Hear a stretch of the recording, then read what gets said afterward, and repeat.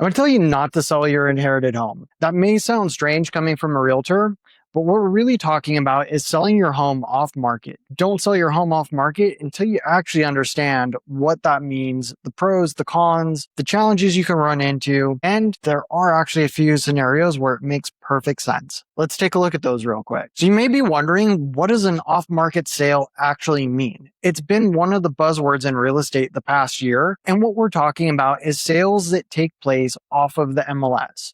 This usually falls into one of two categories. Either the agent that you work with has a network of buyers that are end users that would be interested in the home, and they're able to present the home that you have for sale to one of their buyers before placing it on the MLS in a way that creates an offer that you're interested in.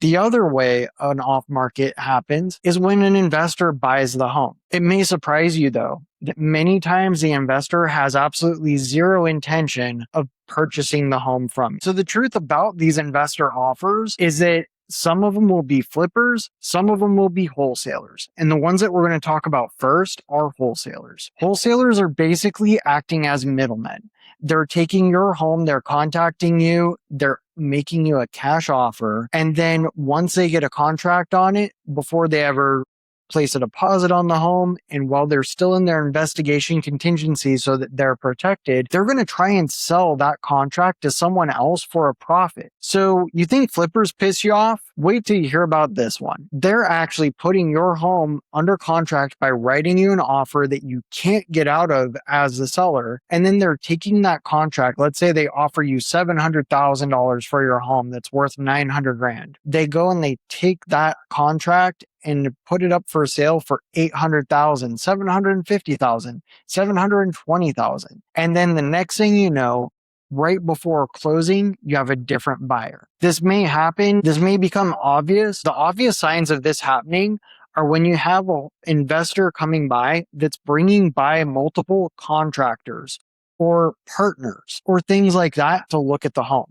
What they're doing is they're actually showing the home to other people that could be interested in buying the contract for a profit. That means that this person maybe shows the home a couple of times, does absolutely nothing, has a contract with you for just a little bit of money, and then they sell it to someone else for their own profit. So they've basically done nothing, no marketing, no anything. Just a few conversations, a few $1,000 later at your expense. If they can't sell the home, what happens? Well, they just cancel the contract and then you're back at ground zero. You've wasted a bunch of time, usually about 14 to 17 days, and you're left with nothing to fall back on. That's why it's really important to have someone like myself standing between the investor and you to protect your interest and to make sure that everything's moving exactly the way that it should. Also, this is where experience pays off. We've seen wholesalers like this, we can smell their tricks a mile away and protect you from dealing with them. That's not saying that all of them are bad. There are certain situations where you will need an investor. But what about the other kind of investor?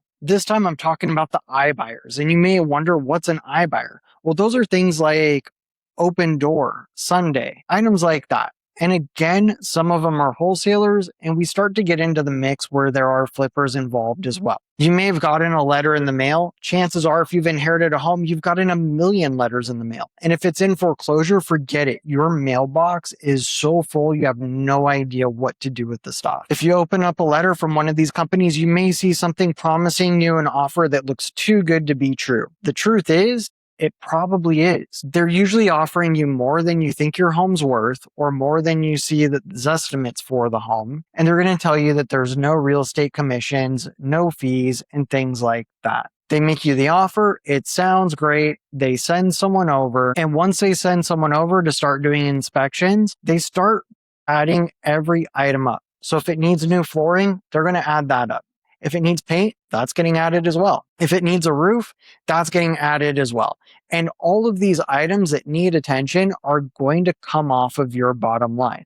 So that offer that started really high now got kicked in the nuts a bit. It's going down because the home needs something. These may be things that a regular buyer could stomach and deal with, But because they're basically flipping the home, they're giving you a better offer by trying to get you to pay for a lot of that by having everything that comes up in the inspection become your responsibility. There are transaction fees that usually come up with this. It's pretty interesting. If you Google what Open Doors fees are or what different iBuyer fees are, you usually see answers between 8 and 12%. Now, that 8 and 12%, after you're factoring away and deducting all of those repairs, can eat away at that great sounding offer really quick. And 12%, that's getting really close to what a traditional investor would offer you anyways if they were doing a flip, but they wouldn't be charging you for the things that need to be repaired up front. So you may be wondering when a cash offer is actually a good idea. Sometimes convenience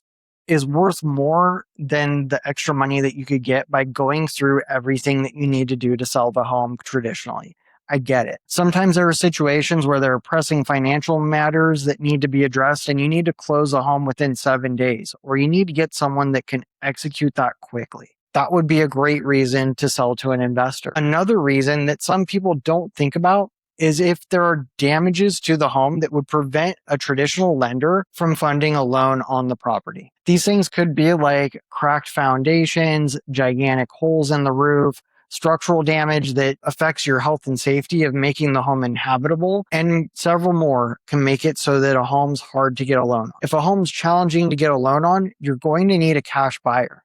Does that mean it needs to be an investor? Not necessarily, but if it has significant damage, these are the people that are usually prepared and have the resources to write an offer on a home like this. So either way, whether it doesn't make sense to go to a cash buyer and you shouldn't sell your home to them, or if it makes all the sense in the world, it's always a good idea to have a buffer between you and them. What does this buffer do? Well, this buffer, being a realtor, actually helps to make sure that they have proof of funds. They can actually close on the contract. They have the intent to close on the contract. They have the money to do so. And there are also things in the contract that could be tightened up to prevent them from selling it easier. If you've only dealt with this once and you're learning it as you go, there are several things in contracts to watch out for that a realtor like myself can help prevent you from making classic mistakes that people aren't aware to watch out for. Things that can make it easier for the wholesaler to sell and give them escape routes if they don't perform. Outside of contracts, you also want someone that's good at negotiating. Someone that negotiates every day rather than just once in a while when they inherit something or when they have to go buy a car every few years.